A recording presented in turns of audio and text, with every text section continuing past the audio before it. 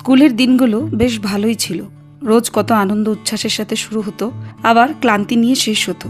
তারপর আবার অপেক্ষায় থাকতাম কখন সকাল হবে আর সবাই মিলে স্কুল ছুটব। কখনো হেঁটে, কখনো সাইকেলে, কখনো রিকশায়, আবার কখনো কখনো বাবা স্কুটারে করে স্কুলে দিয়ে আসতো। এই দিনগুলো আর ফিরে আসবে না।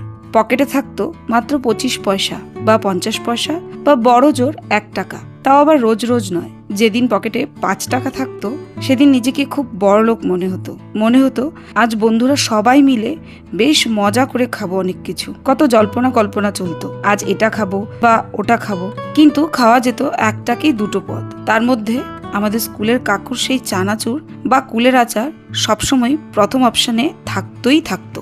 25 পয়সা দিয়ে সেই 1 চা চামচ আচার একটা ছোট্ট কাগজে করে হাতে পেতাম। কি দারুণ লাগতো খেতে সেই লেজার পিরিয়ডে। মাঝে মধ্যে কিছু বন্ধুদের সাথেও ওইটুকুনি আচার ভাগ করে নিতাম।